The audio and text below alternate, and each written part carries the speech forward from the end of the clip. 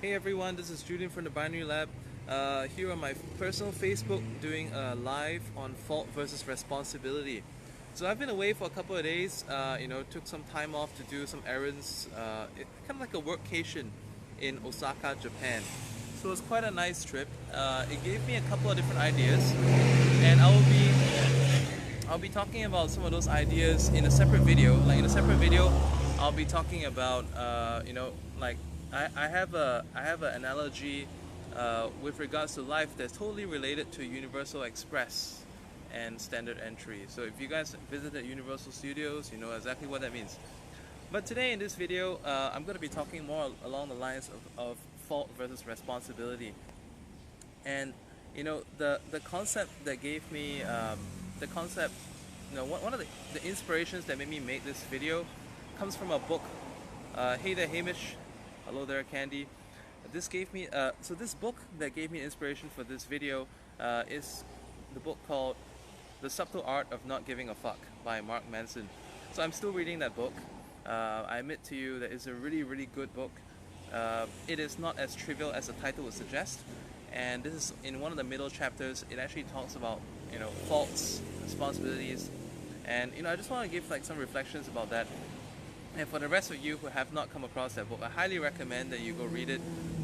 If you can't find it in your local bookshop, there's plenty of ebooks online and even like audio files that you can check out as well. Hey there, Mikhail. So I'm going to be talking about fault versus responsibility. And so a lot of us, when something goes wrong, you may have either experienced this personally, as in you yourself, you do this, or perhaps someone that you know. Could be a close friend, could be a family member who does this on a regular basis.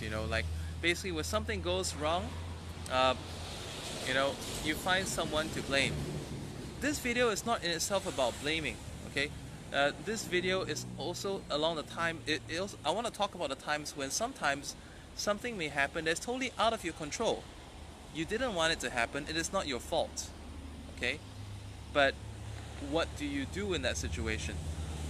So for instance, like today you decided that you want to get to work early. Okay, for those of you who still work, or those of you who still go to school, I mean ain't no shame in that. Although like myself, I transitioned from like regular a regular conventional employee's lifestyle to business owner lifestyle for several years already, but there's ain't no shame in it. And a lot of my social circle actually are self-employed, but ain't no shame in being under employment, and some people actually enjoy routine as well. But let's talk about the fact that a lot of people who go for the daily rush hour, and they think that okay, today I want to make it early, go to work, I want to settle down, enjoy a cup of coffee before I get started. And then they think that okay, yeah, I'm going to leave house that little bit earlier.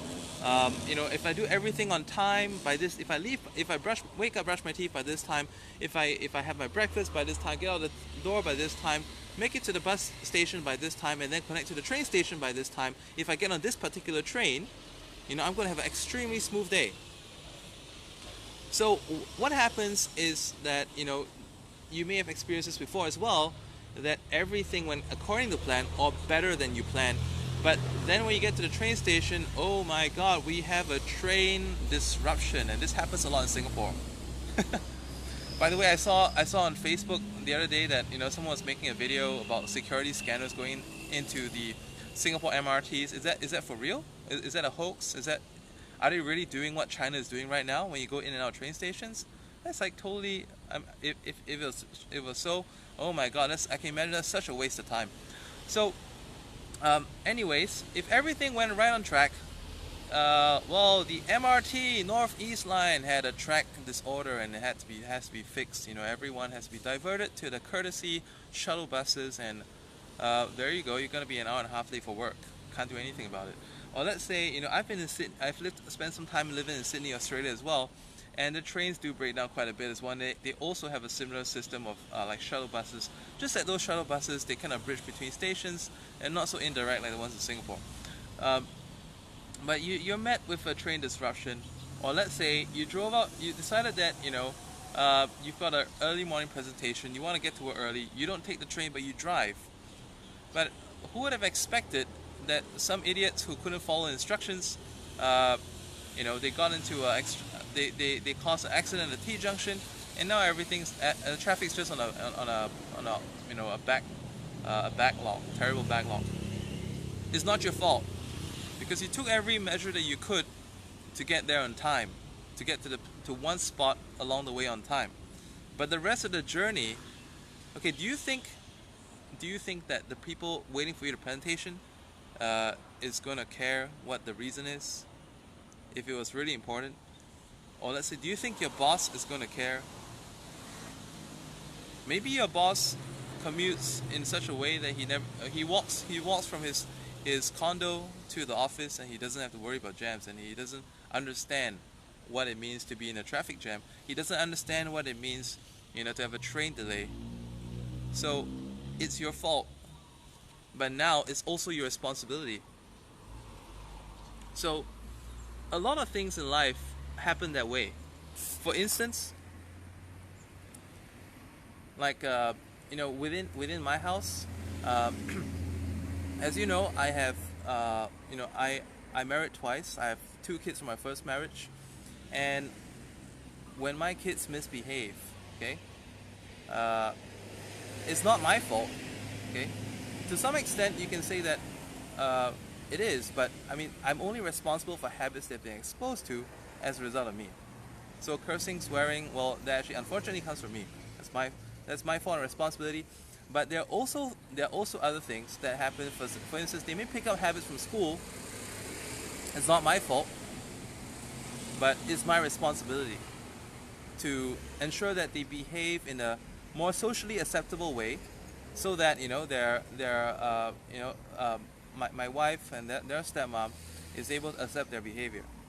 Like my wife, by the way, I mean, if you are watching this, Emmy, I wanna thank you for being a very accepting spouse and accepting, you know, the children, my dog, and all my flaws. Okay, but at the same time, you know, for those of you out there listening to this video, if you remarried, you understand this, because like when you marry again, your spouse is not obligated. I mean, well, it'll be great if they accept all the baggage that you carry with you, but I mean, they're not actually obligated to. Okay, so therefore, like for me, it's kind of like, it may not be my fault, but I'm responsible for making my kids behave in such a way that's socially acceptable to, you know, my wife, in-laws, and even the school and everything, because everything comes in the feedback loop. Now let's talk about trading as well. As you guys know, I've been teaching trading for the past like 6, going 7 years, and many traders would come to a situation when either the broker price feed stops. Ever experienced that? Sucks, right? Or let's say, you know, maybe trading suspended. So in the early days, we used to use like spot option type of brokers, and every time when it is, especially a spot option V1, you know, back in the day when it was like Trade Rush, you guys remember those days? Trade Rush, what else was there? There were like and like Binary 360, you know, a whole bunch of stuff. They use spot option platform, Binary Bull, spot option as well. And then when there's news coming, everything freezes. You cannot take trades. The price don't show up. Hey there, Andrew. And then let's say, and nowadays, if you're doing like Forex, sometimes when you're on the non-farm payroll, well, they did warn you. Okay, they did warn you that the broker has no control of what the spread is going to be. Well, to a certain extent, you know, I believe that is true, because they just want to protect themselves because they have additional liquidity. But, you know, to some extent as well, the broker can be responsible for the kind of spreads we see. And I do believe in the conspiracy theory that brokers, they do take advantage of news events, significant news events, to manipulate price. And I believe this is true. I believe this is true. This is a conspiracy theory that a lot of people have, but I subscribe to that theory as well. But supposing you saw this really good trade, you forgot it was the news, and then you went in, you were hit with a 12 pip spread, and you were only thinking of going for a 15 pips profit, and stop loss of like 10 pips. So here's what happens in such a scenario. That 15 pip profit that you're aiming for will only become 3 pips because it's a 12 pip spread. And because of the 12 pip spread, if it moves against you, your stop loss is no longer 10, it is now 22. Sucks, right? It's not your fault, but now it's your responsibility to deal with. So for instance, what is meant by that is that, like, in faced with such a sucky situation where you got sucky spread, you got your stop loss expanded from 10 to 22, and your profit target range decreased from 15 to 10, decreased from 15 to 3, wasn't your plan at all. But because of the broker spread, it happened that way. It's not your fault, but now it's your responsibility, because now it's on you to decide that, am I gonna take this 12 pip loss because, if it swings, I could be busted, or let's say, am I going to just like hedge this trade right now and look for ways to exit this later on? This would be the case if your position is too big. Or let's say, if I would have accept this as a loss, how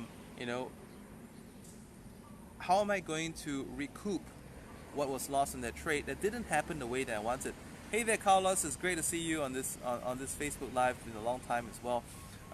And I was just talking about brokers back in the day. Like I was talking about back then, we had like we had Trade Rush, we had a bunch of different brokers that used the old spot option system, and then remember those times during the news, price feed would stop, or let's say we get a sucky execution price. It's not our fault, but it's our responsibility to deal with. And then nowadays it happens a lot as well, that let's say when you're trading, and then sometimes even on IQ option, it's not strange to possibly the even best broker around, because every broker has their flaws, and sometimes the system goes out. IQ option, sometimes, let's say if you were looking at a big setup and then you can, for some reason the sell option is not available, well, and for whatever reason, you met with a sucky customer service rep. Generally, the customer service reps have been very, very good and helpful, and many of these errors are fixed automatically in the system, but sometimes it doesn't, and you get someone who's new and uncooperative. Well, that's it. It's not your fault, but it's your responsibility. You may have budgeted wrongly from that trade. You may have put in too much from that trade, and as a result, you made a larger than expected loss. Well, you could go on with your life blaming the broker. You could go on with your life blaming the markets for having this unexpected event. You could go on blaming for the fact that you have, no newspaper and no means to know what elections is going on, right? Or let's say sometimes, well, the Swiss government does pull surprises. Well, sometimes if it's your fault, heck, it's your fault. You have to deal with it. But sometimes it's not your fault.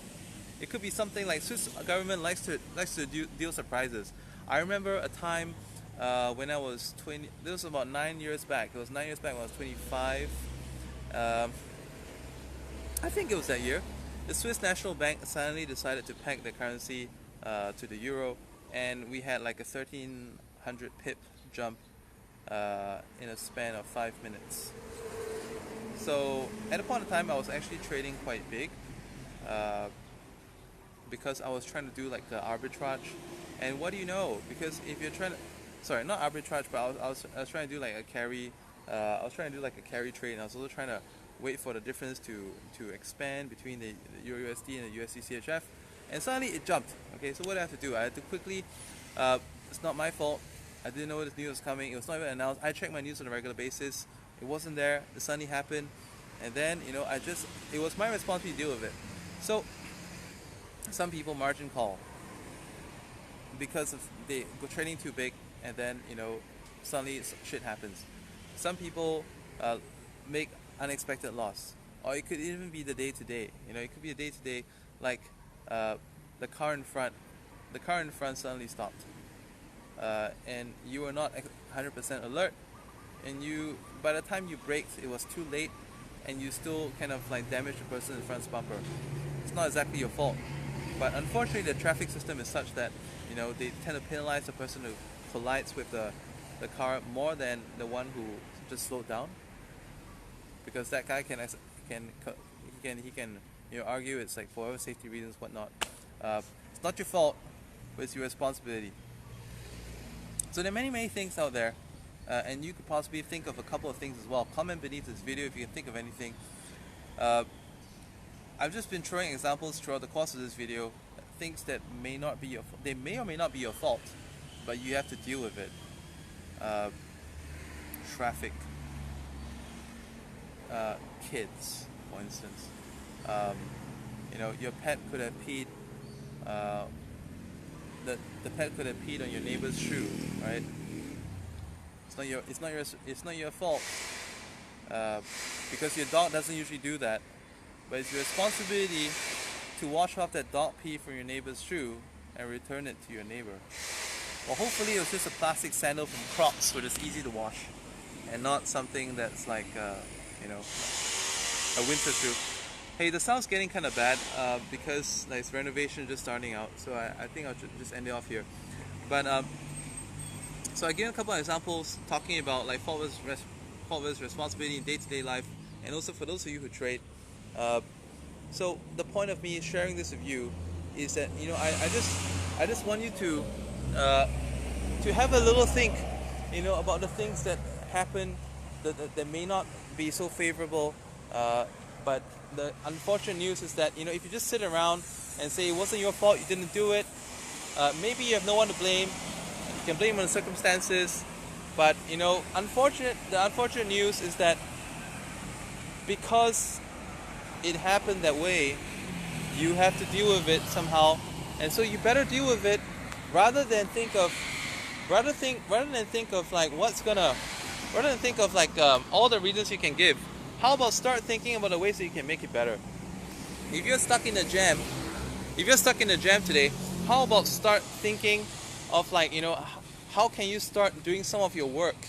And perhaps when you're going to work, by the time you reach the office, you can actually tell your boss that hey, I'm sorry I'm late, but the good news is, you may not be, I hope you will not be so pissed. The fact of the matter is that I knew I was going to be late due to this terrible jam, but I was on the way able to retrieve these pieces of work from the system yesterday, and I was able to do it along the way here. So I hope you will not be as mad with me. All right. Or let's say if you had traded and there was a market incident, you lost more than you expected to, and then it's not your fault. But you can cry about it. You can wait for a trader resolution to happen. It could take forever. It may happen, may not happen. But in the meantime, if you're just stuck, okay, nothing's going to improve. You could instead just work on trying to make it better.